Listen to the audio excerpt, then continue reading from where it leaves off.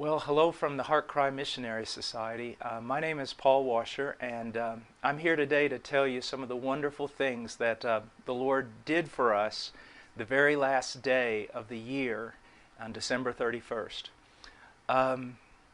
As you know, or most of you probably know, we do not make our needs known and we do not raise funds. We are not against those people who do. But the Lord has laid it upon our heart to trust in Him, that He would be our patron, and if He wants us to do something, He will provide for what He wants us to do. And if there is no provision, then it's simply not His will. Well, as you know, we support missionaries around the world. We have over 100 missionaries, and we're also involved in training them and providing for material needs they have, study libraries, all sorts of things. And because God has given us this burden to reach the world, we always need to advance. And sometimes that means stepping out on faith, not knowing for sure exactly what's going to happen. Well, this year, we have been trying to move ahead, especially in the 1040 window. We had all kinds of plans to support more men, to do more works, more training conferences, but as you know, that requires finances. Well, at the end of the year, the very last day, we were $150,000, well, we had a $150,000 deficit. That doesn't mean that we were spending money that we didn't have, but it meant that we were spending all our surplus. And it really did not look that bright from a human perspective. Well, I came in the office on the 31st and began to study the Scriptures and to pray and ask God to help us. And around 10 o'clock, Kevin Height, who works here at HeartCry, he came into the office and he was kind of teary-eyed. And I said, Kevin, what's wrong? And he said, $100,000 just came in. And I said, what do you mean? He goes, it just came in with, I went to get the mail and we have $100,000. And of course, you can only imagine how we rejoiced and we praised the Lord. Well, he went back to his office and I went back to studying.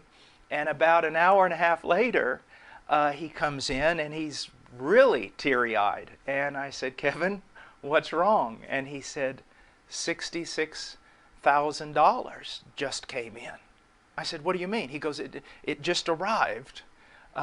God sent us $66,000 more. And at this point, we didn't know what to do. We were just crying out to God, and we were so full of joy, calling everybody. And, well, it was just a wonderful time in the Lord.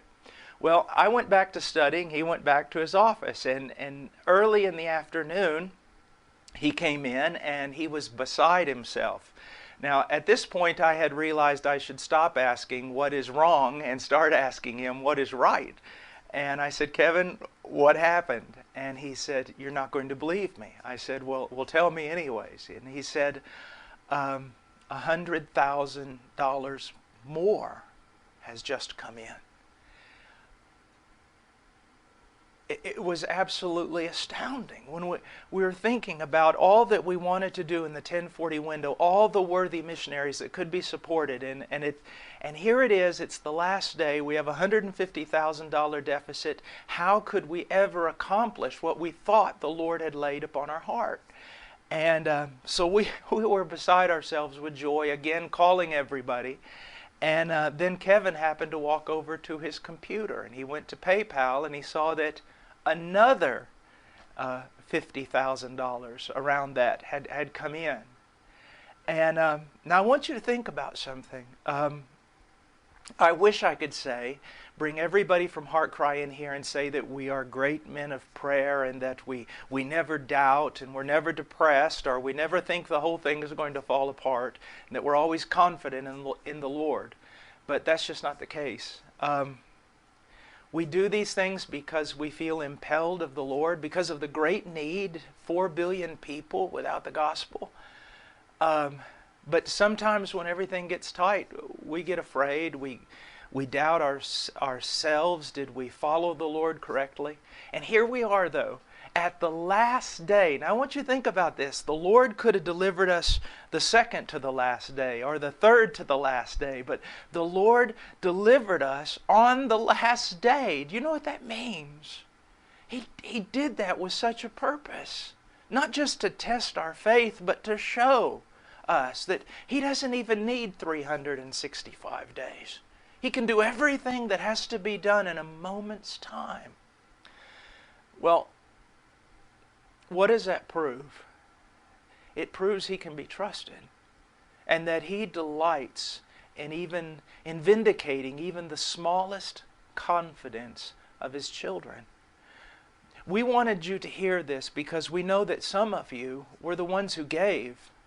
And we praise God for you. You have no idea how much praise is abounding to God because of your gracious giving. But also we want you to see that you don't need to prop things up in your own power or by the arm of the flesh. You can just trust Him. He's a worthy and a great God. Look how He chose the last day to flex His muscle and to demonstrate that He's faithful. And He doesn't do it because of our great love for Him. He does it because of His eternal love for us, an eternal commitment to His people. We want everyone to know this story. We want them to know the story of our small, weak, feeble faith. And we want them to know the power and graciousness of our God, what He has done for us. If you're in the ministry, we also want you to know that we know it's hard and it's frightening sometimes when you step out on faith, but He can be trusted. But so often you can be trusting Him, and when the time gets tight, you go against some of your convictions. You begin to trust in the arm of the flesh, and you never see God come through as He will come through for you if you will simply trust Him. Just trust Him. The Lord has once again this year, or this past year, met all our needs according to His riches and glory. And that's a good thing. Why? Because there are still billions of people without the gospel. And we do not intend to just sort of sit back and be comfortable. I hope that next year, or this year, the last day, we have a deficit again. Because we've stepped out and we've believed God. You see, God really does care about the nations. And if we step out to do this, to carry out the Great Commission, He will be our helper. He will bless us.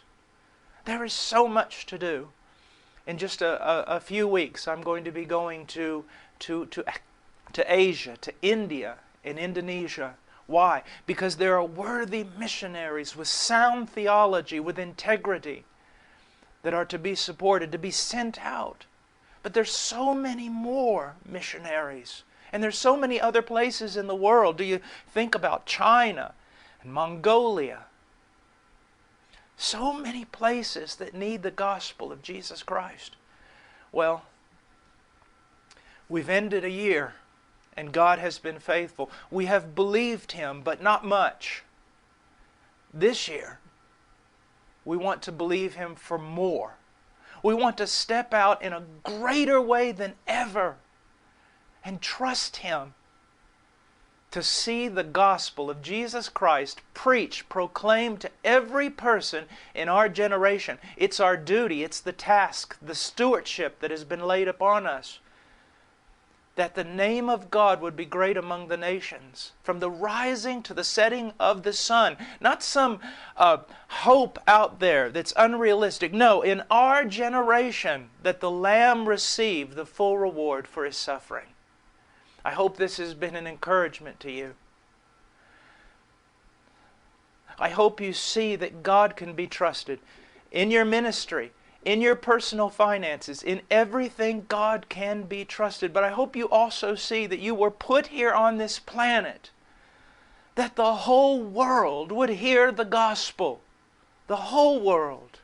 The gospel of Jesus Christ. God bless you in this year.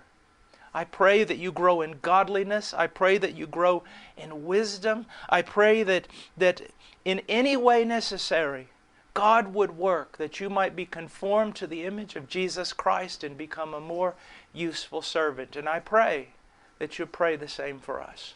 God bless you and thank you.